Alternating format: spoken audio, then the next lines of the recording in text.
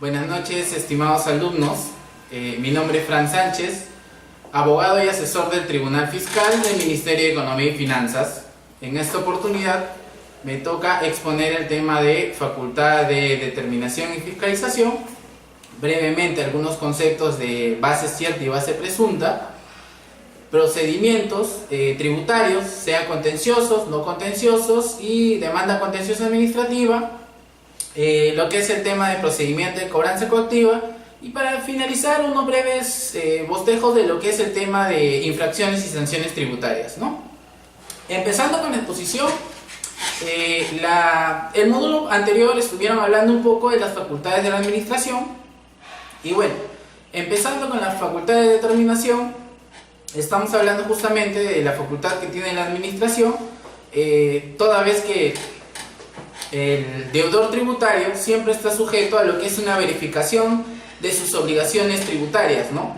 En este caso, la administración, mediante la facultad de determinación, lo que hace es verificar justamente el cumplimiento de las obligaciones del deudor tributario, donde se constata la omisión o inexactitud de algún dato que el contribuyente haya omitido poner, ¿no? Y en virtud de dicha facultad de fiscalización es que se emiten las correspondientes resoluciones de determinación, orden de pago o resolución de multa de ser el caso, ¿no? Esta facultad de fiscalización es discrecional. Bueno, como estamos hablando del tema de discrecional, justamente es que la administración tiene que ceñirse a ciertos parámetros para efectivamente realizar dicha facultad de fiscalización, ¿no? La discrecionalidad justamente consiste en que la administración decide a quién va a fiscalizar, ¿no? Decide justamente los deudores tributarios, los tributos a fiscalizar, el periodo, el tiempo de duración. Con esto me estoy refiriendo si es una fiscalización definitiva o fiscalización parcial, lo que va a requerir la solicitud de información, entre otros, ¿no? Siguiendo con el tema, ahora que estamos justamente con la facultad de fiscalización, ¿cómo la administración inicia una fiscalización, no? Bueno, todo el tema de lo que es fiscalización tributaria está ceñido a lo que es el procedimiento de fiscalización, el cual está regulado en el decreto legislativo 085-2012-EF, 085-2007-EF, y justamente ahí es donde se dice cómo inicia la administración su facultad de fiscalización. En este caso es con una carta, la cual tiene que estar debidamente motivada, señalar e identificar al deudor tributario, entre otros requisitos, por decirlo así, el periodo a fiscalizar, el tipo de tributo, entre otros requisitos, y se inicia con la notificación de la carta y el primer requerimiento. Mediante el primer requerimiento, ya sea una fiscalización definitiva o fiscalización parcial, lo que hace la administración es solicitarle varias información, sea de tipo contable o requisitos formales, para efecto justamente de determinar si efectivamente el contribuyente cumple o no con sus obligaciones tributarias, ¿no? Como ya lo había explicado en un inicio, con la emisión de los valores es que se concluye la fiscalización. Ahora, regresando al tema de la fiscalización en sí, existen básicamente dos tipos de fiscalizaciones. Fiscalización definitiva, donde la administración justamente requiere un tipo de tributo en general y un periodo en específico. Llámese, por ejemplo, fiscalización del impuesto a la renta del ejercicio 2015, y la fiscalización parcial, donde justamente la administración se ciñe a ciertos aspectos de un tributo determinado, ¿no? En este caso, la administración lo que hace es verificar elementos. Por ejemplo, la administración decide fiscalizar parcialmente el impuesto general a las ventas del año 2015. El elemento a fiscalizar podría ser, por ejemplo, las compras, y el elemento serían las adquisiciones justamente y compras, ¿no? Para esto la administración únicamente en la fiscalización parcial, como está fiscalizando compras, es lo único que podría ver. Si es que en todo caso la administración desearía fiscalizar ventas u otro tipo de elementos del impuesto general a las ventas, lo que tendría que hacer es ampliar a una fiscalización definitiva, ¿no? Regresando al tema de los plazos, para el plazo de la fiscalización definitiva, el plazo justamente es un año contado desde aquel día en que el contribuyente presenta la totalidad de la información. Esto no quiere decir que la administración tiene el plazo de un año para justamente terminar la fiscalización, sino lo que nos estamos refiriendo es que pasado el plazo de un año, la administración no podría solicitar información adicional, ¿no? Las dudas que tienen algunas personas es que si, por ejemplo, la fiscalización es un año, digamos que me fiscalizan el día de hoy y supuestamente creen que de acá a un año la administración estaría obligada a emitir los valores, pero no es así. ¿Qué pasa? Que si supongamos el día de hoy yo presento la información, la fiscalización concluiría justamente un año después, pero la administración, si bien es cierto, no puede requerir información adicional, podría emitir posteriormente los valores, ¿no? En el caso de fiscalización parcial, el plazo justamente es de 6 meses, contado desde la fecha que presenta la totalidad de la información. Para el caso de la fiscalización definitiva, este es ampliable a un año más, siempre y cuando se justifiquen los motivos, ¿no? En este caso puede ser el volumen de las operaciones a revisar, puede ser la cantidad de la información, los problemas que tenga la administración, pero tiene que ser debidamente fundamentado. Ahora, regresando ya con la conclusión del procedimiento de fiscalización, pues este justamente concluye, como ya lo había mencionado previamente, con la notificación de los valores. Esta es la resolución de determinación, resolución de multa u orden de pago. Bueno, por lo general, si estamos hablando de una fiscalización, siempre concluye con la emisión de la resolución de determinación y la resolución de multa de ser el caso, ¿no? Si es que la administración detecta efectivamente que el contribuyente, la declaración que hizo el contribuyente es equivocada, emitirá una resolución de determinación señalando el monto correcto. Caso contrario, si la administración considera que justamente el contribuyente está al día en sus obligaciones tributarias, cumple con todo, está la ley en todo y efectivamente lo declarado coincide con lo determinado por aquella, la administración concluirá la fiscalización emitiendo una resolución de determinación, pero por el monto cero, ¿no? En el caso de que el contribuyente haya incurrido en una infracción, se determinará la resolución de multa correspondiente dependiendo del tipo de sanción, ¿no? Bueno, este tema lo vamos a aclarar en la última parte de la exposición, pero vamos a hablar un poco de lo que es justamente estos tres tipos de valores, ¿no? ¿Qué es la orden de pago? Bueno, la orden de pago es un requerimiento de pago básicamente, es una obligación previamente predeterminada. ¿A qué me refiero con predeterminada? Pues me refiero a que el contribuyente ya previamente ha determinado su obligación tributaria, pero no la ha cancelado, ¿no? En este caso me estoy refiriendo específicamente al numeral 1 del artículo 78, que se refiere justamente a la emisión de una orden de pago por tributos autoliquidados por el propio contribuyente. Para dar un ejemplo, por ejemplo, si yo como empresa tengo una obligación tributaria de 100, cumplo con la obligación de declarar, pero no con cancelarla, ¿no? En este caso la administración emitiría una orden de pago por el monto que no he cancelado, en este caso serían los 100. Bueno, también existe el numeral 3 del artículo 78, que son por errores de redacción o errores materiales, ¿no? Como le llama la administración. En este tema, en este supuesto específico del numeral 3, la administración debe de tener cuidado. ¿Por qué? Porque esta orden de pago debe de contener los fundamentos y disposiciones que la amparen, ¿no? Debe estar debidamente motivada.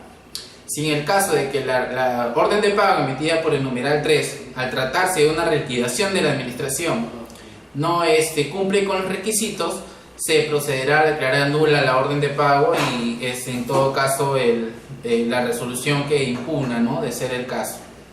Como hablamos que la orden de pago justamente es por tributos autoliquidados, vamos específicamente a los otros dos valores que tienen que ver más que nada con la fiscalización en sí, ¿no? La resolución de determinación, que como ya lo había explicado previamente, es el acto por el cual la administración tributaria pone al conocimiento del deudor tributario el resultado de la labor destinada a controlar el cumplimiento de las obligaciones tributarias. Como le expliqué previamente, justamente la administración, si determina obligación por a favor de la administración emitirá la resolución de determinación con el monto correspondiente, y en todo caso verifique que no hay ninguna obligación. De todas maneras tiene que emitir para concluir el procedimiento de fiscalización una resolución de determinación, pero por el monto cero, ¿no? Y como último valor ya estamos hablando de la resolución de multa. ¿Qué es la resolución de multa? Bueno, son la resolución de multa, estos tres tipos de valores, orden de pago, resolución de multa y resolución de determinación, son en sí actos administrativos, ¿no? En el caso de la resolución de multa, este acto administrativo impone al deudor tributario una sanción pecuniaria. ¿Por qué? Producto de un incumplimiento justamente de una obligación que el contribuyente haya tenido, ¿no? Dicho sea de paso, por ejemplo, la administración determina que el contribuyente declaró puso en su declaración jurada del impuesto a la renta que está fiscalizando cifras o datos falsos. Eso automáticamente constituye una infracción, la cual es el numeral 1 del artículo 178. Otro tipo de infracción podría ser cuando dentro de la fiscalización la administración determina que el contribuyente no tenía o no presentó sus libros o registros contables, ¿no? En este caso la infracción sería el numeral 1 del 177. Y así podríamos hablar de muchísimas infracciones que se cometen dentro de la fiscalización, pero como le había comentado, esto ya va en la parte final de la exposición, ¿no? Siguiendo un poco más con la facultad de fiscalización, esto tiene que ver muchísimo con el tema de discrecionalidad, ¿no? La SUNAT, básicamente, cuando ejerce su facultad de fiscalización, lo que tiene que hacer es ceñirse a los parámetros establecidos. No puede fiscalizar, por ejemplo, cosa que mayormente no lo hace, un tributo ya prescrito. En este caso se tiene que verificar o tratar de no vulnerar los derechos constitucionales, el derecho a la intimidad, o solicitar información que no es competente a la específicamente, por decirlo así, requerida para resolver las obligaciones que tiene que verificar, ¿no? Bien, hasta ahí hemos hecho un breve repaso de lo que es la facultad de fiscalización.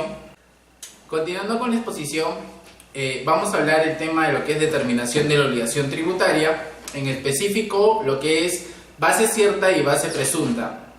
Bien, respecto a lo que es base cierta, el artículo 63 del Código Tributario señala que durante el periodo de prescripción la administración puede determinar justamente la obligación tributaria en lo que es base cierta y base presunta. Hablando de base cierta, la administración para hacer justamente este tipo de determinación, ¿qué es lo que hace? Pues determina en base a lo que tiene directamente, ¿no? Cuando ya han determinado el hecho generador de la obligación tributaria, en base a documentos y elementos que pudiera verificar, ¿no? Cuando hablamos de base cierta es cuando la administración tiene la documentación necesaria justamente para verificar la obligación tributaria. Caso contrario, si no lo tuviera, estaríamos hablando de lo que es el tema de base presunta. ¿Qué es la base presunta?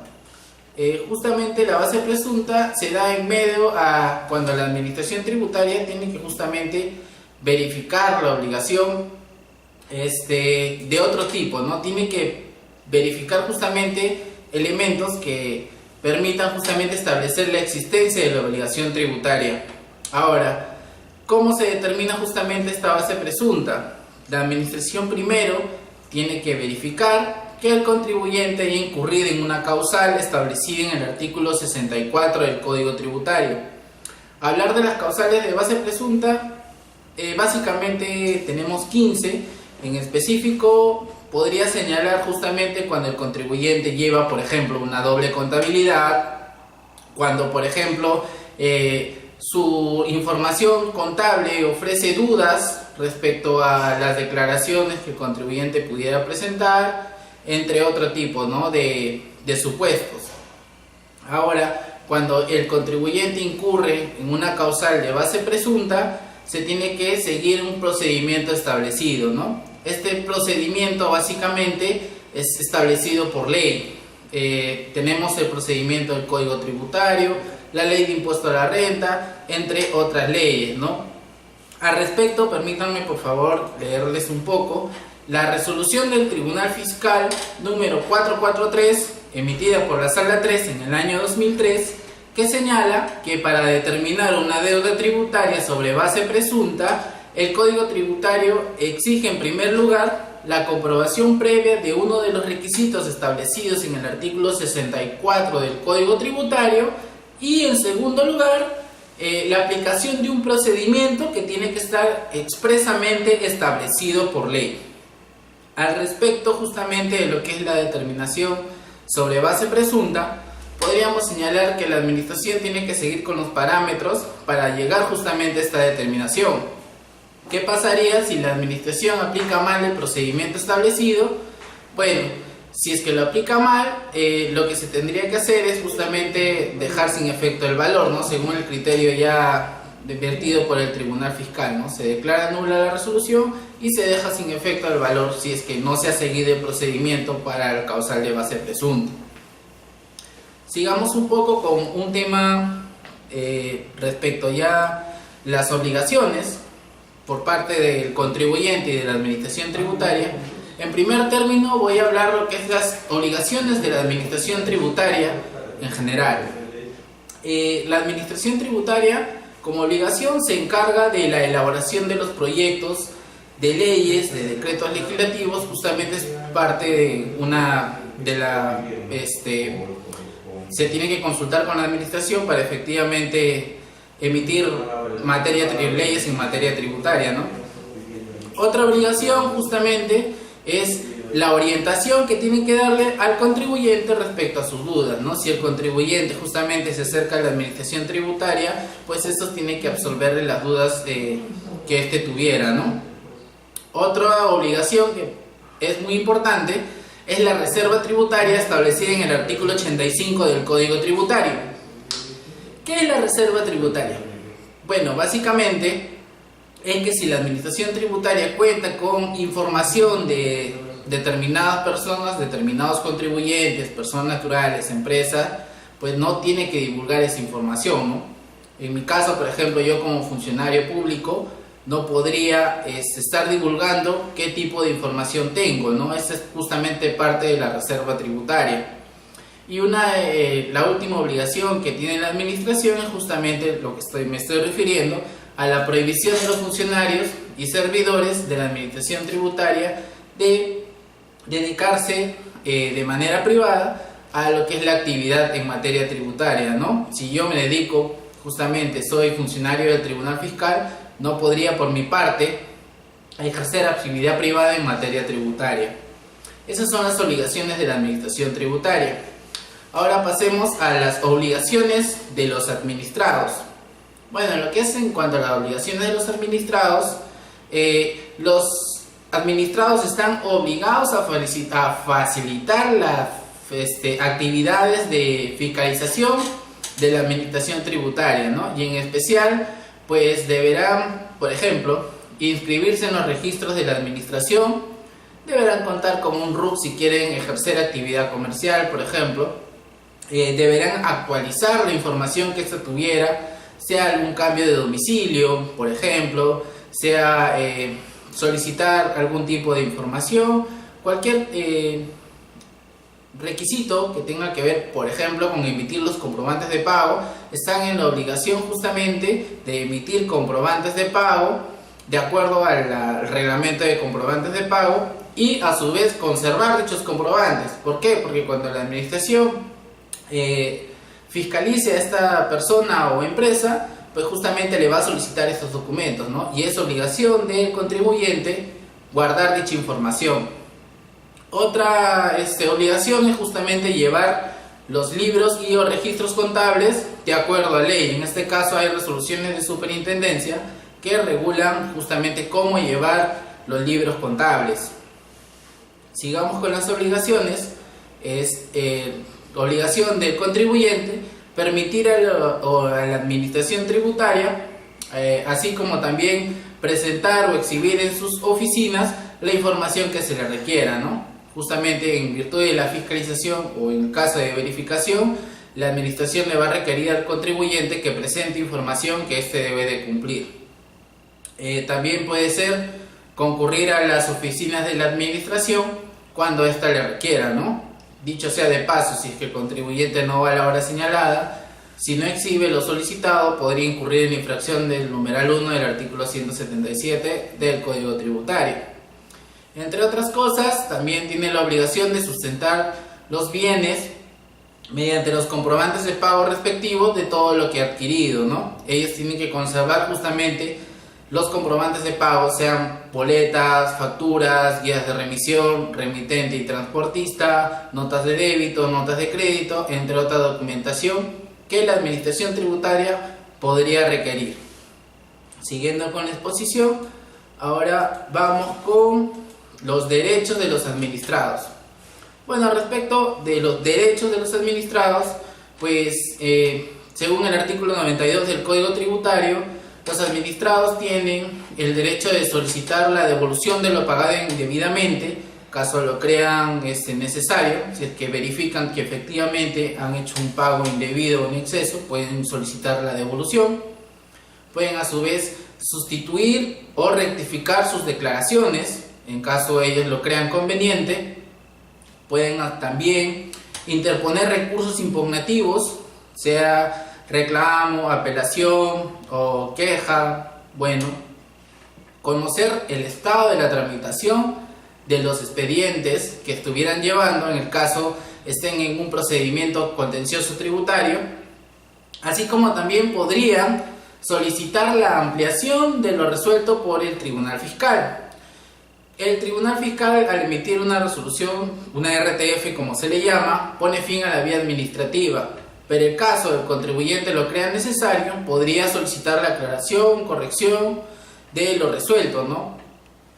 También podría interponer una queja, llamado queja, por omisión o demora en resolver los procedimientos que éste hubiera iniciado. Asimismo, podría solicitar el aplazamiento o fraccionamiento de la deuda tributaria que tuviera, ¿no? Si el contribuyente mantiene una deuda con la administración, podría ir a las oficinas de la administración y solicitar el fraccionamiento de dicha deuda. ¿Para qué? Para evitar la cobranza coactiva. Asimismo, podría solicitar la prescripción, ¿no? Como ya se habló en el módulo anterior, la prescripción se da a pedido de parte. Es justamente el contribuyente quien puede solicitar la devolución en virtud del artículo 92 del Código Tributario. Y finalmente, pues, tiene derecho a llevar un servicio eficiente por parte de la administración tributaria, ¿no? De conformidad con las normas vigentes.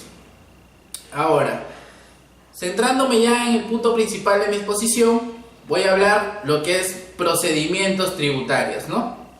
Sí, el Código Tributario básicamente, como clases de procedimientos, señala el procedimiento contencioso, el procedimiento no contencioso y el procedimiento de cobranza coactiva. Centrándome en el procedimiento contencioso, este inicia con lo que es la interposición del recurso de reclamación. Previamente se tiene que verificar que es un acto reclamable, se emite una resolución, el contribuyente puede solicitar la apelación y es el Tribunal Fiscal quien resuelve en última instancia las controversias tributarias, ¿no? Ahora, hablando un poco de lo que es el procedimiento contencioso, es el conjunto de actos y diligencias tramitados ante la administración tributaria, sea SUNAT, sean organismos municipales o Tribunal Fiscal, que tienen por objeto cuestionar la decisión que la administración haya tenido, ¿no? En este caso, en un procedimiento contencioso tributario, lo que se ve es una controversia. ¿Controversia entre quién? Entre la administración y el administrado, que es el contribuyente. Hablando del procedimiento contencioso, la controversia administrativa tiene dos etapas. En sede administrativa, que se le conoce como procedimiento contencioso tributario, y las instancias que son reclamo y apelación, y en sede judicial, la cual se interpone mediante una demanda contenciosa administrativa, y es propiamente un proceso que se le llama contencioso administrativo. Ahora, regresando a lo que es el procedimiento contencioso tributario, en sede administrativa existe el primer recurso, que es la reclamación. ¿Cuándo se interpone la reclamación? Bueno, los actos reclamables, según lo señalado en el Código Tributario, son justamente las órdenes de pago, resoluciones de determinación, resoluciones de multa, internamiento temporal de vehículos, comiso de bienes, cierre de establecimientos, resoluciones que declaran la pérdida de fraccionamiento, resoluciones fictas sobre recursos no contenciosos, entre otros supuestos, ¿no? Y en segunda instancia tenemos la apelación, que se da justamente la apelación regular, que es contra una resolución que resuelve la reclamación. Y también se da el tema de la apelación de puro derecho, establecida en el artículo 151 del Código Tributario, que se interpone directamente ante el Tribunal Fiscal, donde solamente se podría evaluar lo que es conflicto de normas, ¿no? Justamente por eso se le llama de puro derecho. No hay hechos que probar. En sede judicial, ya hablando un poco, se llama la acción contenciosa administrativa, que se interpone justamente ya cuando se pone fin a la controversia en contencioso administrativo con la emisión de la resolución del Tribunal Fiscal. Etapa administrativa, como ya le había hablado, reclamación y apelación, y etapa judicial, demanda contenciosa administrativa. El recurso de reclamación, establecido en el artículo 135 del Código Tributario, se interpone ante el mismo órgano que emitió la resolución, el acto administrativo, que sería reclamable, ¿no? En este caso, por decirlo así, si es que una municipalidad emitió una resolución de determinación, el recurso de reclamación se plantea ante la misma municipalidad. Si es la SUNAT la que emite una resolución de determinación, orden de pago o resolución de multa, se tiene que interponer el reclamo ante la misma SUNAT, ¿no? Ahora, ¿qué actos justamente son reclamables? Ya le había mencionado previamente: la resolución de determinación, resolución de multa, orden de pago, resolución ficta denegatoria de procedimientos no contenciosos, lo voy a hablar un poco más adelante, básicamente devolución, actos de relación directa con la determinación de la obligación tributaria, resoluciones que resuelven las solicitudes de devolución, sanciones de comisos de bienes, internamiento temporal de vehículos y cierre de establecimiento. Ahora, ¿cuál es el plazo que tienes tú para interponer el recurso de reclamación? El plazo justamente es de 20 días hábiles a partir de la notificación del acto impugnado, ¿no? Una vez que se te notifica el acto impugnado, tienes 20 días hábiles para interponer el recurso impugnativo de reclamación. Siguiendo un poco con la lógica, una vez que interpones el recurso de reclamación, tienes actualmente un plazo de 30 días hábiles para presentar medios probatorios, ¿no? Según el artículo 125, ese es el plazo que tiene. Y la administración tiene un plazo para resolver de 9 meses o 20 días hábiles si se trata del tema de lo que es resoluciones de cierre de establecimiento, comiso de bienes o internamiento temporal de vehículos, ¿no? Al final del plazo probatorio se va a emitir una resolución administrativa, sea por parte de los organismos municipales, provinciales o distritales, en lo que corresponda, o la SUNAT, y este acto justamente es mediante el cual se podría dar pase para presentar el recurso de apelación. Ahora, ¿qué pasa si la administración no resuelve dentro del plazo de ley, ¿no? Pasaron los 9 meses y no te notificaron la resolución que resuelve tu recurso de reclamo dentro del plazo de ley. Bueno, en este caso tú puedes presentar tu ficta denegatoria de recurso de reclamación, ¿no? Igual vas al Tribunal Fiscal e interpones tu recurso de apelación contra la ficta denegatoria, ¿no? Pasado el plazo, te faculta automáticamente, después de 9 meses y un día, automáticamente tú podrías ir ante la misma administración y presentar tu denegatoria ficta. Ahora, hablando más de este tema, hay una resolución del Tribunal Fiscal, la 9876-3 del año 2001, que señala que un requerimiento emitido en una fiscalización no es un acto reclamable, ¿no? Como ya le había mencionado, los actos reclamables están señalados en el artículo 135 del Código Tributario. Hablando de la denegatoria ficta, justamente el contribuyente, digámoslo así, ha presentado una solicitud de prescripción, que es una no contenciosa, pasaron el plazo de 45 días y la administración no ha emitido pronunciamiento. Bueno, automáticamente, como no ha emitido pronunciamiento, pues se puede plantear una resolución denegatoria ficta luego de haber pasado el plazo, ¿no? Necesariamente esta denegatoria ficta tiene que estar, por decirlo así, relacionada con la determinación de la obligación tributaria. Siguiendo con el tema de procedimientos, solicitud no contenciosa vinculada con la determinación, se apela ante el Tribunal Fiscal. El tema de los plazos, vamos a ver, por ejemplo, qué pasa si pasados los 20 días tú decides impugnar tu resolución de determinación, orden de pago o resolución de multa, ¿no? Si bien es cierto, el Código Tributario establece un plazo de 20 días, podrías impugnar fuera de plazo extemporáneamente siempre que justamente tú acredites el pago de la totalidad de la deuda. Caso contrario, previo requerimiento de la administración, se declararía inadmisible tu petitorio. Recuerden esto, pasado el plazo de 20 días, se podría impugnar la deuda siempre que se acredite o se afiance mediante carta fianza el pago de la totalidad de la deuda que estás impugnando. En el caso de las órdenes de pago, hay una pequeña excepción que le establece justamente 20 días hábiles o cuando hayan circunstancias que me evidencien la improcedencia de la cobranza, ¿no?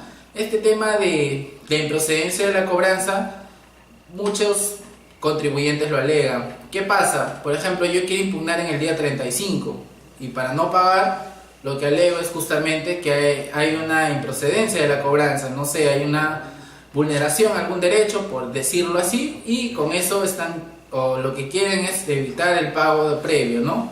Pero eso se tiene que acreditar. Si es que no llegas a acreditar la improcedencia de la cobranza, efectivamente la administración te va a declarar inadmisible si no lo pagas. El plazo de las resoluciones de comiso, internamiento temporal de vehículos o cierre de establecimientos es 5 días hábiles. Pero ¿qué pasa?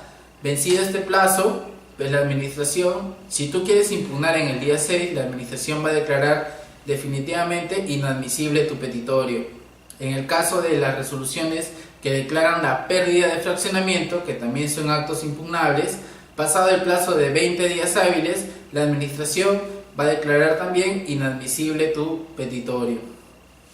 Siguiendo con el tema de procedimientos contenciosos, estamos hablando ahora del procedimiento de apelación.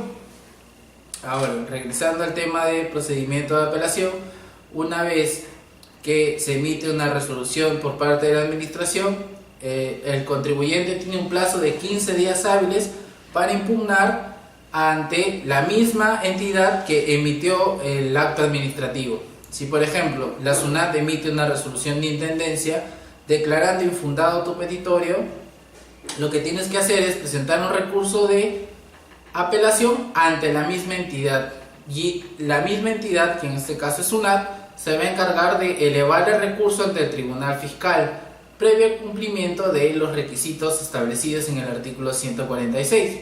¿Cuáles son estos requisitos? Bueno, básicamente que esté fundamentado el escrito, que esté emitido dentro del plazo de los 15 días, entre otros requisitos, ¿no? Ahora, el Tribunal Fiscal tiene un plazo de 12 meses para resolver la controversia tributaria. El plazo para ofrecer pruebas antes de la última modificatoria era 45 días, actualmente es de 30 días hábiles. Pasado el plazo de 30 días hábiles, la administración podría emitir la resolución, ¿no? Poniéndole fin a la vía administrativa. Dentro del procedimiento contencioso, en lo que es el tema de reclamo, también se tiene que ver lo que es la facultad de reexamen. ¿Qué es la facultad de reexamen? En este caso, ya cuando se emitió el valor y está en proceso de reclamo, el órgano administrativo encargado de resolver está facultado para hacer una nueva revisión de los hechos que motivaron el valor, ¿no? En este caso la resolución de determinación, llevando para tal efecto nuevas verificaciones, ¿no? Pero ¿cuáles las limitaciones que tiene esta facultad de reexamen? Mediante la facultad de reexamen, el órgano encargado de resolver solo puede modificar los reparos efectuados en instancia previa de fiscalización, siempre que hayan sido impugnados para incrementar sus montos o para disminuirlos. En el caso de incrementar los montos, el órgano encargado de resolver la reclamación comunicará el incremento a fin de que formule sus alegatos dentro del plazo de 20 días hábiles. Bien, ahora vamos a hablar del tema de desistimiento. ¿Qué es el desistimiento? Bueno, básicamente es cuando el contribuyente está siguiendo un procedimiento contencioso y decide no continuar con él, ¿no? En este caso es justamente cuando el contribuyente no desea continuar con el procedimiento, lo que tiene que hacer es presentar un escrito con la firma legalizada del contribuyente o representante legal, ¿no? La legalización se efectúa ante notario o ante fedatario de la administración. ¿Qué pasa con el desistimiento? Bueno, en este caso la administración tributaria podrá aceptarla o no. Es cuestión de que la administración vea en el caso respectivo si es conveniente o no aceptar dicho desistimiento. Si lo deniega, debería estar fundamentado y emitir la resolución correspondiente sobre el fondo del asunto. Bien, pasando a otro tema, ya para hablar un poco más de otro tipo de procedimientos, hemos hablado de reclamación, de apelación, del plazo para interponer recursos, del plazo probatorio y el plazo que tiene la administración para emitir las resoluciones. Ahora vamos a hablar del tema de lo que es procedimiento de cobranza coactiva. ¿Qué es la cobranza coactiva básicamente? Bueno, ya estamos hablando un poco de la facultad de recaudación que tiene la administración, justamente el mecanismo que éste tiene para ejercer de alguna manera coercitiva su facultad de cobro, ¿no? ¿Qué pasa con el procedimiento de cobranza coactiva? Bien, este es un procedimiento que está regulado justamente del artículo 115 del Código Tributario para adelante y se tiene que cumplir con algunos requisitos, ¿no? Previamente se tiene que haber emitido los valores, que en este caso sería la resolución de determinación, resolución de multa u orden de pago. La administración tiene que haber emitido justamente una deuda y esta deuda tiene que ser exigible, ¿no? También tiene que cumplirse con el requisito de la notificación. La notificación del valor que justamente previamente a la cobranza coactiva tiene que ser válida. ¿Por qué? Respecto a la notificación, bueno, el artículo 104 del Código Tributario regula los tipos de notificación: acuse de recibo, negativa a la recepción, cédulón, por publicación, mediante constancia administrativa, entre otras formas, ¿no?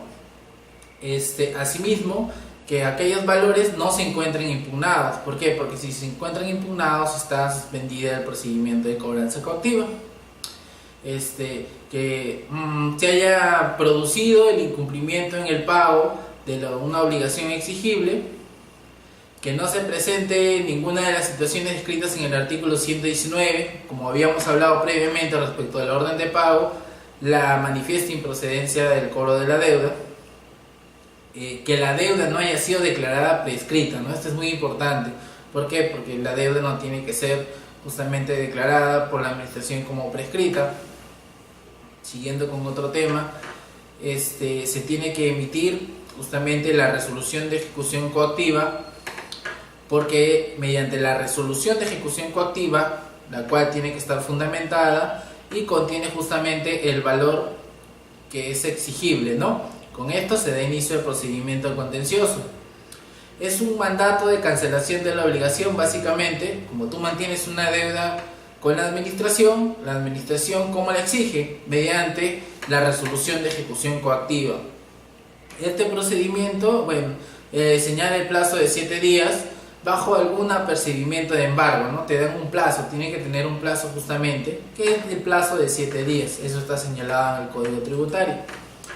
Siguiendo con el procedimiento de cobranza coactiva, brevemente señalaría las etapas, que son 4, ¿no? La notificación de la resolución de ejecución coactiva, el embargo en sí, la tasación y culmina con el remate.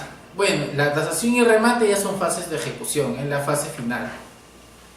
Hablando de la notificación de la resolución de ejecución coactiva, este es el acto mediante el cual la Administración Tributaria pone en conocimiento la existencia de una deuda exigible, ¿no? Que fue objeto de una comunicación interior con el tema de la notificación de los valores, ¿no? Si hay una deuda exigible, previamente se te han tenido que notificar los valores y posteriormente se notifica la resolución de ejecución coactiva que pone inicio al procedimiento de cobranza coactiva.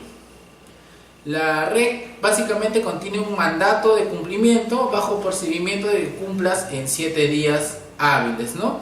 Si no lo haces, básicamente lo que te dicen es que va a haber un embargo o se ejecuta ya algo que está dispuesto.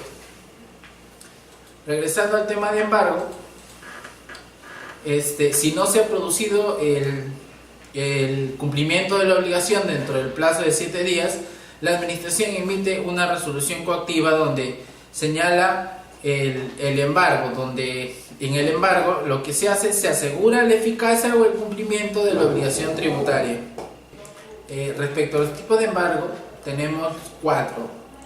Lo que es el embargo en intervención, el embargo en depósito, el embargo en inscripción y el embargo en forma de retención.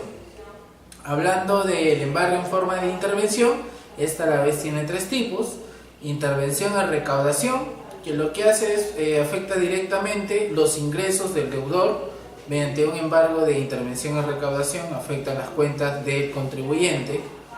El embargo en forma de intervención en información es aquel mediante el cual la administración justamente se hace, por decirlo así, dueño de tus libros o registros contables, nombramiento de parte del ejecutor de una persona que se encarga de justamente custodiar sus libros o registros contables. Y el embargo en forma de intervención en administración de bienes es cuando el ejecutor coactivo nombra a una persona que se va a encargar de la custodia de los bienes que tú tuvieras, ¿no? Esos son los 3 tipos de embargo de intervención. Cuando hablamos ahora de embargo en forma de depósito, pues justamente estamos hablando de aquellos, el embargo que afecta a los bienes registrados o no registrados de propiedad del deudor, ¿no? Mediante un embargo en forma de depósito, lo que se hace es tomar un bien del contribuyente para que efectivamente el ejecutor coactivo mantenga el cobro de la deuda, ¿no? Otro tipo de embargo es el embargo en forma de inscripción, que bueno, acá básicamente lo que afecta es bienes que tú tuvieras inscritos ante la Superintendencia Nacional de Registros Públicos, ¿no? Digamos, yo deudor tributario mantengo una deuda con SUNAT, pero tengo justamente registrado una casa.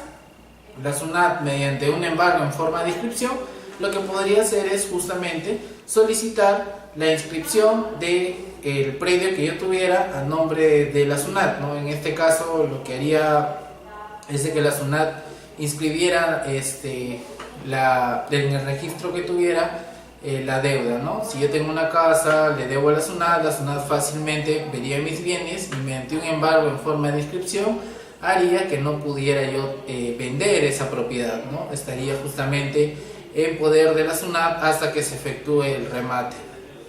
Y el último tipo de embargo es el embargo en forma de retención, ¿no? Mediante este tipo de embargo, lo que se hace es retener un bien del contribuyente, sea bien mueble, básicamente bienes muebles que se van a un depósito del contribuyente de la administración, y justamente estos bienes embargados se quedan hasta concluir el procedimiento, ¿no? Siguiendo ya con los tipos de embargo, vamos al tema de lo que es la tasación. ¿Qué es la tasación? Bueno, una vez que ya se dio el tipo de embargo respectivo, mediante la tasación, ¿qué se da? La valorización del bien que la administración tuviera justamente, ¿no? La administración se quedó con un bien de tu parte y mediante una tasación que se tiene que dar de algún bien mueble o inmueble que se te haya embargado, un perito es el que se encarga de realizar esta tasación. Se le da un valor al bien que justamente está en recaudación por la administración y se procede a la fase final, que es cuando el ejecutor coactivo aprueba dicha tasación y se vaya al remate, que es la última fase del procedimiento contencioso, es mediante el cual el ejecutor coactivo se vende de forma pública el bien que se pasó a tasar, ¿no? Sea un bien mueble o inmueble previamente embargado, tiene que haber cumplido con la tasación, efectivamente se pone a venta, una venta que es una oferta pública, y el mejor postor se queda o adjudica con el bien. Con esto se podría decir que la administración hizo exigible la facultad que tiene de cobrar, ¿no?, con los bienes que tuviera el contribuyente. Que este remate, justamente, como es de materia pública, tiene varias convocatorias, ¿no? En una primera convocatoria se toma como un precio base los 2/3 de la parte de la tasación. Si, por ejemplo, digamos, la administración me embargó una casa valorizada en $300.000, en una primera convocatoria de oferta pública en remate, la administración lo tasará al valor mínimo de $200.000. Si no se cumple con vender en la primera convocatoria, la administración hará una segunda convocatoria con un precio base reducido del 15% respecto al primer remate, ¿no? Si en el primer remate estaba vendiéndolo a $200.000 y no se pudo concretar la operación, hace una segunda convocatoria donde lo vende a $170.000, o sea, reduce más el monto. Y en el caso de que en la segunda convocatoria no se logre vender el bien, pues la administración hará uso de un tercer remate, ¿no? Hace un concurso, una oferta pública del bien mediante un tercer remate, y ahí ya no hay un precio base, ¿no? En este caso, ya como SUNAT vio que no podía vender 2 veces el bien, en la tercera no hay un precio base, y al mejor postor, pues como la SUNAT lo que quiere es recaudar, pues lo venderá al monto que desee conveniente, ¿no? Ahora, ya que estamos hablando del procedimiento de cobranza coactiva, tenemos que hablar necesariamente de la intervención excluyente de propiedad, o llamada anteriormente tercería. ¿Qué es esto? Bueno, la intervención excluyente de propiedad justamente es la acción que ejercita una persona distinta al contribuyente, ¿no? En este caso, por ejemplo, digamos que yo tengo un bien y la administración me está embargando a mí, pero previamente, antes de empezar el procedimiento de cobranza coactiva, yo vendí ese bien a un tercero y este lo registró. Ese tercero está en su derecho de presentar justamente su intervención excluyente de propiedad respecto del bien que me están embargando, ¿no? Básicamente es la oposición que plantea una persona distinta al deudor con respecto de una medida cautelar ya trabada, ¿no? Y básicamente lo que se alega en una intervención excluyente de propiedad, que es, pues es la propiedad del bien. El tercero es el que está alegando tener el bien, ¿no? Esta intervención excluyente tiene que interponerse antes del remate. ¿Por qué? Porque una vez llegada el remate, la administración ya usó su facultad de cobro, por decirlo así. Entonces el contribuyente ya no podría, el tercero, perdón, ya no podría usar el derecho de la intervención excluyente, ¿no? Eso está regulado en el artículo 120 del Código Tributario, donde señala los requisitos que se tienen que cumplir. Ahora vamos a hablar un poco de lo que es la conclusión de procedimiento de cobranza coactiva, ¿no? Primero se habla de suspensión y conclusión del procedimiento de cobranza. Son dos temas distintos. Mediante la suspensión del procedimiento de cobranza, al final, de alguna manera, lo único que se hace es suspender. Cuando me refiero a suspender, estoy hablando justamente de que en un lapso de tiempo esto se paraliza, ¿no? La cobranza coactiva se paraliza. ¿Hasta qué? Hasta esperar el resultado final. Dejar las cosas como están por un tiempo, eso estamos hablando de suspensión. Ahora, básicamente es aplazar el acto, ¿no? Al fin y al cabo, si es que se comprueba de que efectivamente se llega a dar una medida cautelar y al final llega a remate, ya no se daría. Por ejemplo, como ya lo vi previamente, una suspensión de procedimiento de cobranza en el caso de una orden de pago es cuando se manifieste justamente la improcedente cobranza, ¿no? La reclamación haya sido interpuesta dentro del plazo de ley y el contribuyente alegue la manifiesta improcedencia de la cobranza. Otro tipo, para hablar ya no de suspensión sino de conclusión, que hablamos de conclusión de procedimiento de cobranza, es cuando ya no se puede cobrar, ¿no? ¿Qué pasa ahí? Por ejemplo, cuando se presentó oportunamente el recurso de reclamación. Si se notificó la red, sin embargo, yo presenté un medio impugnatorio contra el valor, contra la resolución de determinación, orden de pago, resolución de multa, pues el ejecutor coactivo tiene que declarar la conclusión del procedimiento de cobranza coactiva. Para esto la red tiene que haberse emitida dentro del plazo de 20 días. Y otro tipo de conclusión de procedimiento, aparte de justamente que se presente oportunamente la reclamación, es que la deuda haya quedado extinguida. Si no hay deuda que cobrar, por ejemplo, yo realicé un pago, si no hay deuda que cobrar, porque la administración seguiría con el procedimiento de cobranza, ¿no? Se daría, el ejecutor coactivo emitiría la resolución dando conclusión al procedimiento. Otra sería si se hubiera declarado la prescripción. Bueno, en este caso, si se comprueba que la deuda estaba prescrita, la acción para exigir el pago estaba prescrito, pues el ejecutor coactivo puede declarar la conclusión del procedimiento de cobranza coactiva. Recordemos que la prescripción se da justamente a pedido de parte. No puede la administración invocar la prescripción, es a pedido de parte que se da la prescripción. Y la última, para solicitar la conclusión, es que la acción se siga contra una persona distinta, ¿no? Por ejemplo, a mí me están estoy en un procedimiento de cobranza coactiva, pero el valor impugnado no era para mí, sino para un tercero. Entonces yo puedo ir a la SUNAT y decirle un momentito, me ha llegado una red respecto de una deuda que yo no tengo.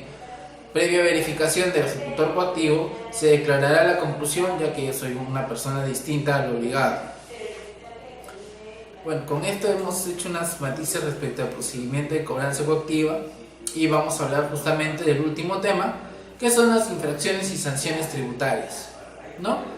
Bueno, básicamente acá ya es de la facultad sancionadora de la administración. Vamos a hablar un poco de lo que es el concepto de infracción tributaria, ¿no? Según el Código Tributario, es infracción tributaria toda acción u omisión que importe la violación de normas tributarias siempre que se encuentre tipificada en el Código Tributario. Cuando se vulnere una norma tributaria y está regulada en el Código Tributario, hay una infracción tributaria. Ahora, según el artículo 165, la infracción se da de una manera objetiva. ¿A qué me refiero? De que justamente lo que está en la ley se tiene que cumplir. La administración no puede emitir infracciones de manera subjetiva. Por ejemplo, si el fiscalizador de una manera personal está en contra de lo que dice el contribuyente o le cayó mal, pues no puede imponerle una sanción. La sanción tiene que estar fundamentada en justamente el Código Tributario, ¿no? Ahora, sancionada. Esta infracción tiene que ser sancionada con una pena pecuniaria. ¿A qué me refiero a pecuniaria? Bueno, en el caso pecuniario, justamente el tema de efectivo, siendo el caso de cierre de establecimiento o internamiento temporal de vehículos Bueno, en este caso la infracción se podría dar con el cierre justamente o con el depósito del vehículo, ¿no? El vehículo pasa al depósito. Ahora, mediante justamente el cumplimiento de las obligaciones tributarias, el Código Tributario ha señalado que se da la prueba plena o la veracidad de los actos comprobados por el fedatario fiscalizador, de acuerdo a lo que se establezca, ¿no? En el caso concreto, por ejemplo, cuando se daba el tema de cierres de establecimientos, lo que ponía el fedatario en el acta probatoria era prueba plena, ¿no? Si digamos el fedatario decía que fue al establecimiento y no le entregaron comprobante de pago, pues efectivamente el acta probatoria que emitía tenía carácter de prueba plena. Si el contribuyente alegaba lo contrario, básicamente tenía que probarlo, ¿no? Pero con el tema básicamente de tener el acta probatoria es prueba plena. Ahora, respecto al tema de sanciones, ¿qué es una sanción tributaria? Es la consecuencia jurídica de la infracción, del cumplimiento de las obligaciones tributarias, ¿no? Si tú no cumples con tus obligaciones tributarias, eres pasible de una sanción por parte de la administración. Cuando estamos hablando de administración tributaria, básicamente nos estamos refiriendo, y lo había explicado previamente, a tanto a las municipalidades, sean provinciales o distritales, o la administración tributaria en sí. Respecto a los tipos de infracciones tributarias, eso está regulado en el Código Tributario, respecto al artículo 174 al 178, y se puede dar por distintos motivos, ¿no? Entre los principales se dan las infracciones relacionadas con la obligación de inscribirse, actualizar o acreditar la inscripción de los registros de la administración. Otro tipo de infracción es relacionada con la obligación de emitir comprobantes de pago, ¿no? Emitir u otorgar comprobantes de pago o cualquier tipo de comprobantes. Otras infracciones están relacionadas con la obligación de llevar los libros y o registros contables, ¿no? En este caso es el numeral 175 del Código Tributario. Las obligaciones relacionadas con el cumplimiento de llevar tus libros contables de acuerdo a ley. La obligación de permitir el control de la administración tributaria, informar y comparecer ante ella. En este caso, si no se exhibe, no se proporciona información, la infracción está tipificada en el artículo 177 del Código Tributario. Y también está justamente por declarar cifras o datos falsos, numeral 1 del 178, declarar, no pagar los tributos retenidos, artículo 178 del Código Tributario, entre otras obligaciones. Y bueno, básicamente los tipos de sanciones, todas las que describí, mayormente se sancionan con una multa. ¿Dónde se da esto?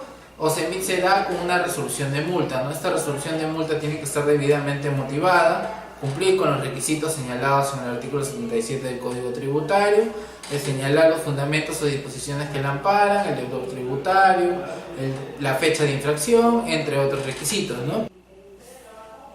Bien, ahora hablaremos respecto a los tipos de sanciones, ¿no? Como ya habíamos hablado previamente, el tipo de infracción, ahora los tipos de sanciones, ¿no? En primer lugar tenemos a las multas en sí. Se da mediante las resoluciones de multa, donde justamente se determina la infracción cometida, ¿no? En este caso, las resoluciones de multa tienen que estar debidamente motivadas y donde tienen que señalar el tipo de infracción, el deudor tributario, la fecha de infracción, entre otros requisitos, ¿no? Como segundo tipo de sanción tenemos el cierre temporal de establecimiento u oficina de profesionales. Bueno, básicamente actualmente la SUNAT no está aplicando mucho este tipo de multas, ya que hubo un tema de, por decirlo así, la SUNAT quería favorecer su imagen, en este caso redujo o no está aplicando el tema de cierre temporal de establecimientos, pero sí está tipificado todavía como un tipo de sanción en el Código Tributario. El caso de comiso de bienes, cuando la administración justamente verifica que no cumples con los requisitos, puede comisar tus bienes y llevarlos a un depósito o emitir una multa que sustituya al comiso de considerarlo pertinente. Otro tipo de infracción, justamente un tipo de sanción, es el internamiento temporal del vehículo, ¿no? Digamos, si por ejemplo tú trasladas mercadería y no tienes la guía de remisión, se puede dar el internamiento temporal de tu vehículo por determinados periodos en un almacén de la administración, o en todo caso, por razones debidamente fundamentadas por la administración, podría sustituir este internamiento temporal por una multa, ¿no? Otro tipo de sanción es la suspensión de licencias, permisos, concesiones u autorizaciones administrativas, y finalmente, como sanción señalada, la colocación de carteles y otros tipos de sanciones que determina la ley. Para finalizar, hablemos un poco de lo que es el régimen de gradualidad. ¿Qué es la gradualidad en sí? La gradualidad es una rebaja de tu multa en función de una subsanación y pago, ¿no? Básicamente y actualmente la gradualidad está aplicada básicamente a las multas relacionadas con el numeral 1, 4 y 5 del artículo 178 del Código Tributario, y la resolución de superintendencia como base legal es la 180/2012, ¿no? Para hablar de gradualidad justamente tendríamos que hablar del tema de la subsanación y el pago. Hay ciertos parámetros en base que si tú cumples puedes tener rebajas de hasta el 95%, 70, 60 y 40. Bueno, estos requisitos están señalados en dicha resolución de superintendencia, y con esto lo que se lograría es reducir la sanción, ¿no? Si por ejemplo a ti te han emitido una resolución de multa por 100 y cumplirías con el reglamento de régimen de gradualidad, podrías inclusive pagar 5, ¿no? Bueno, en este caso tendríamos que cumplir con los requisitos, ¿no? La subsanación voluntaria, que se da justamente antes de que la administración te notifique algo, tú ya pagaste, entonces te acoges a la gradualidad, subsanación voluntaria, o subsanación inducida, que es en el caso de que la administración, mediante una esquela o algún documento, te diga justamente que tienes que pagar, ¿no? Y en la misma esquela o documento te señale que te podrías acoger a una gradualidad, pero el monto es reducido, ¿no? La subsanación voluntaria siempre va a tener un monto mayor de rebaja, a diferencia de la subsanación inducida, que los montos son de 60 y 40%, ¿no? Bueno, eso es todo en cuanto a mi exposición. Esperemos que les haya sido de su agrado. Buenas noches con todos.